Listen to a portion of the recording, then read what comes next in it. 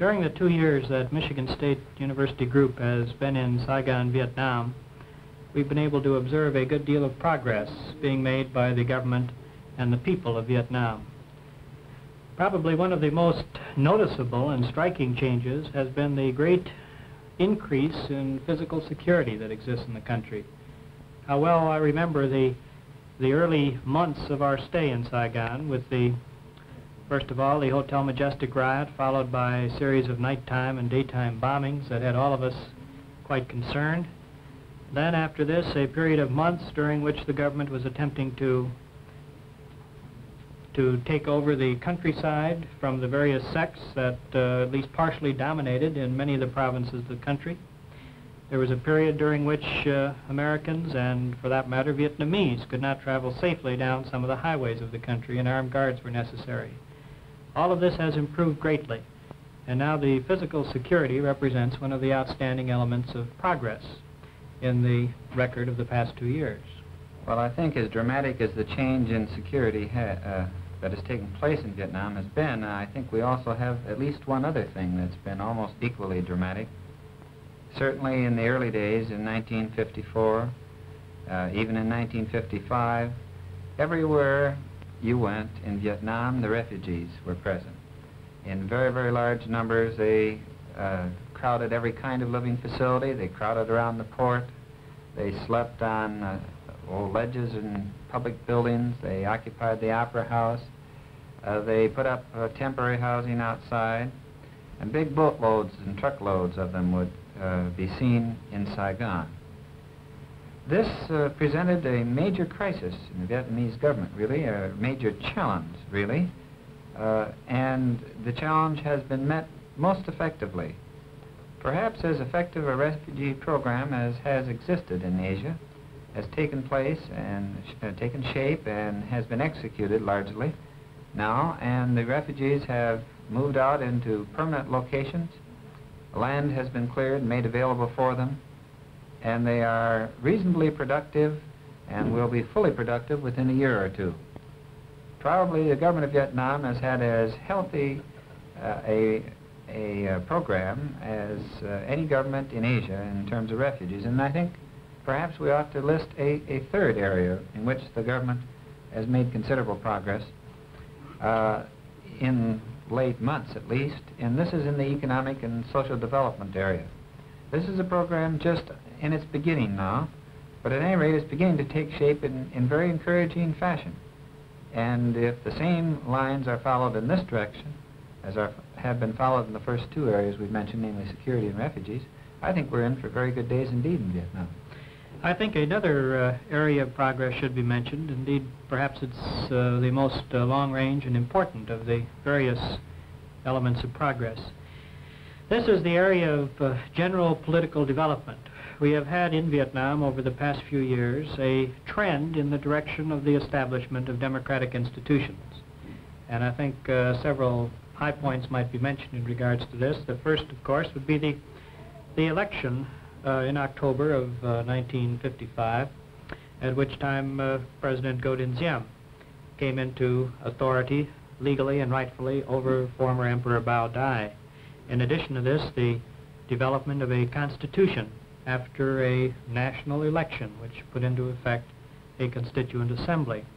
And then most recently, the beginning of this constitution in force, the inauguration of the president, and the opening of the General Assembly of Vietnam. All of these represent steps in a gradual trend toward democratic institutions, which of course many of us hope will become firmly established over the decades and the years ahead. I think one of the earlier steps in this sequence has had a broader significance, and that is when the president started to go out into the countryside and see the people and let the people see him. He traveled in the west, he traveled up north, he traveled in Saigon, of course, he traveled to the south, and everywhere he met the people of the country, he talked with them, found out their problems, and they gradually developed confidence in him, and I think he gradually developed greater confidence as a leader of the country. And I think this has given the country as a whole a kind of stability, a kind of central force, a kind of vehicle for planning the future, which has been most useful and will be most valuable and stand Vietnam in good stead when or if it develops any special problems in the future. The very attractive architecture of the palace is added to by the tropical vegetation. And here President Godin Zim is receiving Dr. Wesley Fischel, our chief advisor, and you during the past visit to Saigon. The reception is always a warm one. Michigan State has a very close relationship to the president. He speaks very freely and very frequently at great lengths, and these visits are always very educational for us because we learn much about the operation of his office and about the history of his country, about his personal experiences and plans in developing his government, and also his hopes, as far as we are concerned, in developing our own program. Most of these discussions are held in French. President Zim does speak some English, but he, of course, is very fluent in the French language.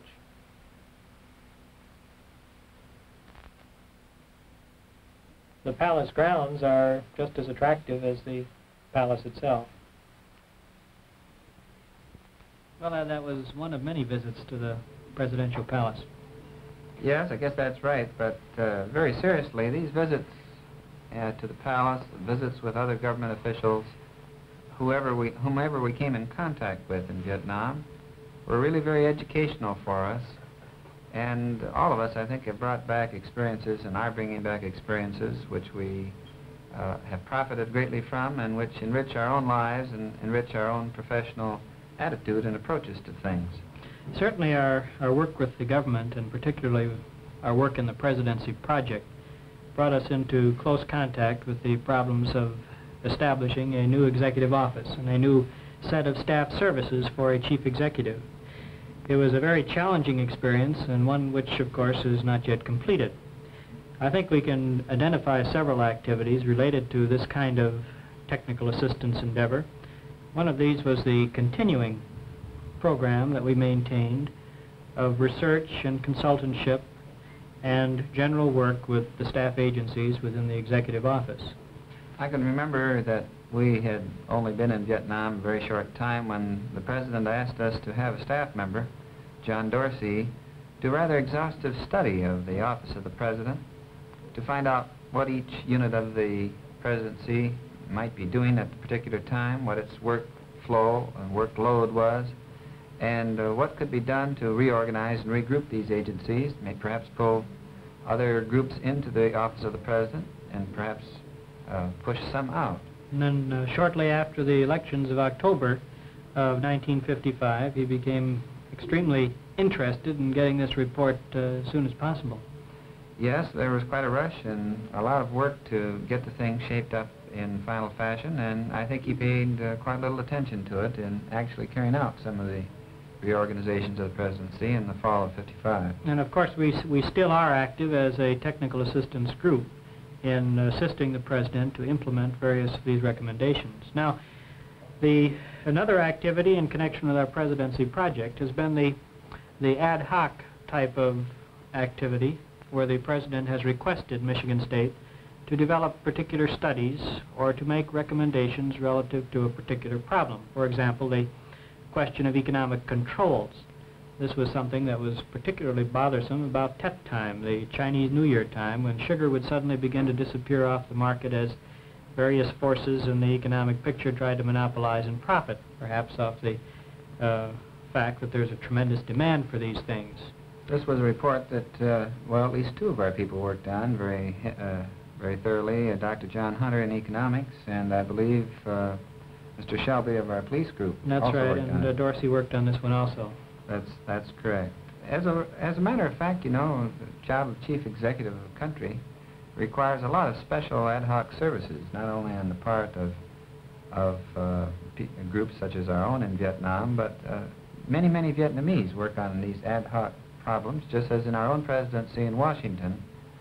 President Eisenhower must have quite a wide variety of specialists who can come in and meet an emergency situation.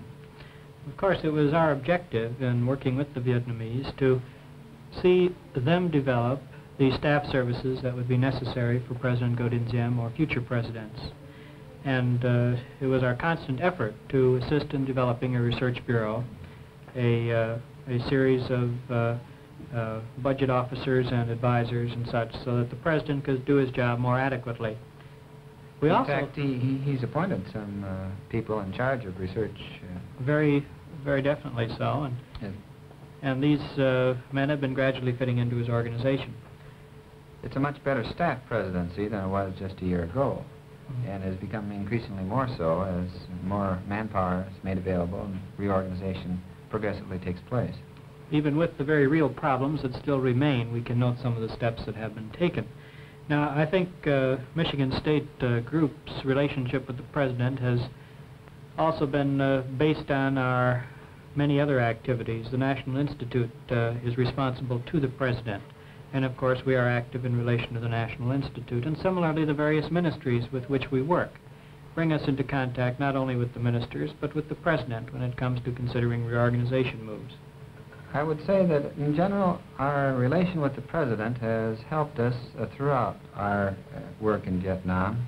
That is to say, because we have helped the President, because we have been of service to him, it has been easier to be of service elsewhere. People's initial suspicions of us, of course, are not great because they figure that if we are of help to the President, we can be of help to them. It certainly has aided us in acceptance, has made our work much more rapid and easier to do. In fact, I'd say it would be an essential in a technical assistance program such as ours to have the confidence and the general cooperation of the high officials of the government. I think it is this rather firm basis of agreement that starts with the very outset of our program that has made our particular technical assistance effort the program it has been. Yes, I think two things can be said about this in terms of key to success. First of all, of course, it's important to send people over to the country concerned with the right attitude. I think the attitude on the part of our people is most essential, most important. And secondly, the firm understanding and firm desire on the part of the local population, the officials in charge, to be committed to the idea that these people are coming over to help and that it would be useful and that there is something for these people to do. And these conditions have been very well met in Vietnam.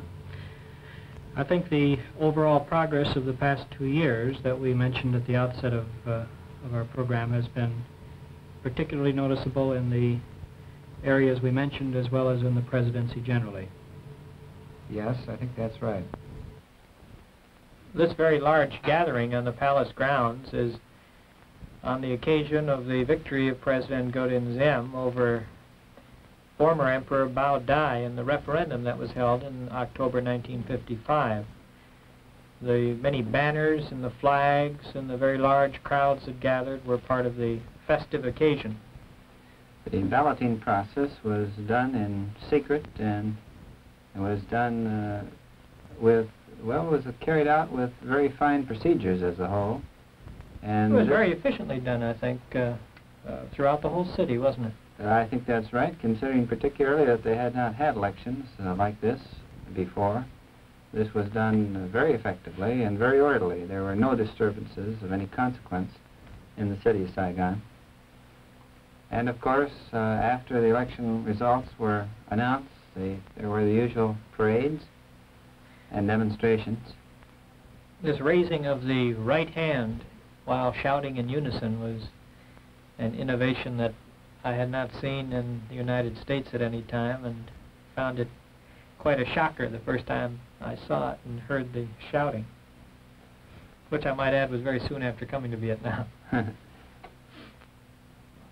This is a kind of campaign poster during the events there, and shows Bao Dai with his bag of money and his cards, and obviously a very undesirable kind of candidate who is vacationing on the Riviera and spending the country's money. Well, while the balloting and the actual election went off in a very orderly way, the actual campaign, of course, was very heavily one-sided in favor of President Ziem. Here are some of the campaign posters that one saw throughout the whole city, throughout the whole country. They represented the pictures that actually appeared on the ballots. Here is the president on one of his campaign tours, one of his tours of the country that preceded his campaign. He's visiting a village and meeting the village leaders and the crowds that came out to greet his entourage. Well, our work with the president has been and continues to be one of the more interesting of the activities of the Michigan State Group. On the other hand, many of the things that we do with the Executive Office of the President is really a part of the general consultative work that Michigan State has engaged in through our Field Administration Division. The Field Administration Group has had as its objective the assisting in the improvement of government services throughout the countryside. One of the first projects that the Field Administration Group consulted on was the refugee problem, and these pictures illustrate a short field trip to a refugee village made by Vietnamese and American members of the Field Administration Group and certain Vietnamese officials connected with the refugee problem. This particular canal and village is part of the Kai Shan development, where up to 100,000 refugees are being resettled. And the development is in an area where rice had flourished before, but which needed considerable amount of redevelopment and American aid, for that matter, in order to put it into shape. The function of our field administration activity has been to work with the Vietnamese in developing the type of administration which will improve government services. This particular activity has been crucial in the early years of the government's existence because of the great lack of services that has prevailed in previous years. Developing an effective refugee program has always been difficult, and has been difficult in all countries of Asia or other areas where it has been put into effect in recent years. And the success of this program is a result of the devotion of lots of people's time and energies and thoughts to it.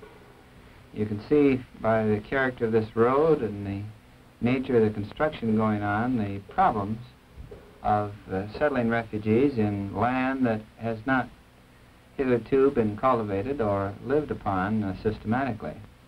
It is, particularly in a very wet climate, it is extremely difficult to build an effective road over which modern vehicles can pass, and of course there's a lot of hand labor that goes into trying to improve such a road.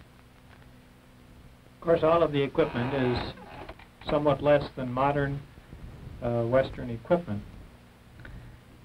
This village happens to be quite a ways back from the main highway, and therefore all of this road building has been essential. The head of the Field Administration Group in Saigon with our Michigan State team has been Mr. Walter Mould, who was like a Pied Piper in most of the villages he visited, with his Polaroid camera and all the children following after to see their picture. This woman is making twine on this little machine, which is useful in putting up the thatch on their homes. And here we have the first American tractor that was brought in through the aid program to this little village, and they're trying to see how it will run as contrasted to the bullock system or hand cultivation. Notice all of the attractive rice land, potential rice land to the rear. This is the reason why the village was settled here, because there was good farming land available. Vietnam has been fortunate in being a country of unsettled land and undeveloped resources, because it's facilitated the settlement of refugees considerably. Village is also fortunate in this case because it has a river going through it, which provides it with the water it needs for irrigation, the water it needs for cleaning purposes, and also some fish. The natural leader of the refugee village is the village priest. Most of the refugees, and there have been about 800,000 of them coming down from the north, are Roman Catholics. And they have come down as villages and been resettled as villages, with the priest remaining as the spiritual and also the lay leader of the group. The entire village being transplanted, it's very easy to get up steam quickly and go on with a regular organization. This lumbering camp is part of the activity of refugees near the village. There are all kinds of refugee homes in the uplands and the lowlands, and this particular village area was in more or less the mountainous area, or almost to the mountainous area. These were the white Thais, a type of people who came down from the north and are somewhat different in terms of culture and racial features from the Vietnamese. They produced this very attractive cloth, very colorful. Although I believe their main economic base is, again, the riceland and other food products. This village was carved right out of the jungle area, and the rice land you can see goes right up to the trees. That's manioc being inspected, another one of the crops of Vietnam. We talked a good deal about rice, but in addition to rice there's corn or maize grown, manioc, which is a food crop grown throughout the country. Of course, rubber and some tea in the mountainous area. In addition to this, a certain amount of potatoes, a certain number of scavenger animals, such as chickens and certainly hogs and pigs. Other major crops, sugar cane. This is the water supply of this particular village. There are many creeks in the upland territory. Here a visit to the regional delegate, the administrative leader of the mountainous region in central and western Vietnam, or west central Vietnam. And this a visit to the honor guard. This is always one of the awkward moments in approaching these places. Our hospitality on each field trip was most wonderful, and normally we were put up in the finest quarters in each of the regional cities or centers or villages that we visited. The local officialdom would spend many hours of their time with us explaining their problems, and as a result we would have some idea of the implications of the field administration problems upon which we are consulting. One of the consulting difficulties is that often the consultants don't get out to see the kind of people, the recommendations which they make that affect the people so much. This village is a montagnard village. The montagnards are, in many cases, quite a primitive people. This happens to be one of the more advanced mountain villages. And the housing is different than ordinary Vietnamese housing, as are the clothing. You can see some of the men in this picture are clothed in the typical montagnard costume. The long house on stilts is part of the village, although some of the montagnards have a different housing pattern, and the latter with the steps notched into a log, typical of the ratty village, which this is. And under the houses one frequently finds the goats and pigs grazing, occasionally a cow or two. This is a rather rich village compared to most of the montagnard villages. It's a very well-developed village site, very broadly laid out, and a very clean village site.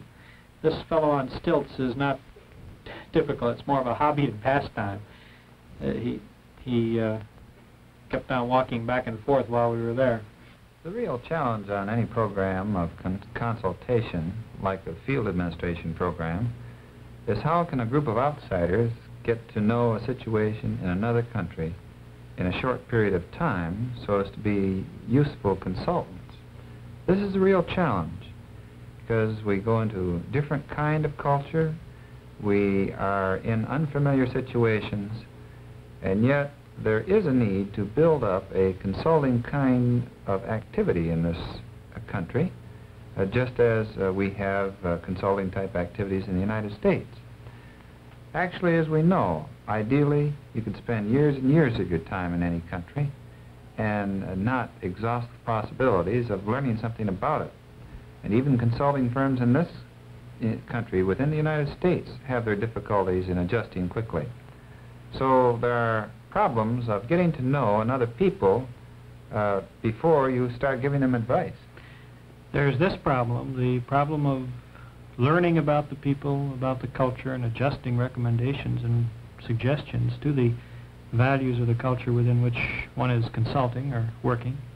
But there's also the problem of, and this is very closely related, building the base of support among the local population itself, the leaders with whom you are dealing, so that you can learn about the culture and you can have the doors opened, in a sense, both for doing the research and also for making the recommendations effective. I think these two things move hand in hand. The need for understanding, and secondly, the need for a real warmth or a really strong feeling of mutual interest that develops.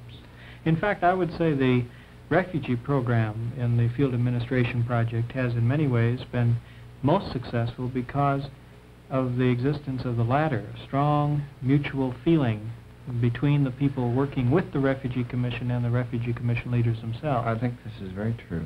I think this is very true. And I think that also it should be pointed out that people from another situation can often find out information that people in that situation do not have access to. So in some ways we can gather facts and information, data, that are not available locally or which would not be made available to local people. And this helps out in the general consulting problem of public administration. I think as a final comment on the field administration activity, the group in Saigon has moved gradually to integrate within the National Institute of Administration some of the consulting functions that have been up until now conducted largely by Michigan State University staff members. This kind of a long-range approach with the Vietnamese moving into this role themselves is the kind of thing that is going to bring about, we hope, a long-range success to field administration.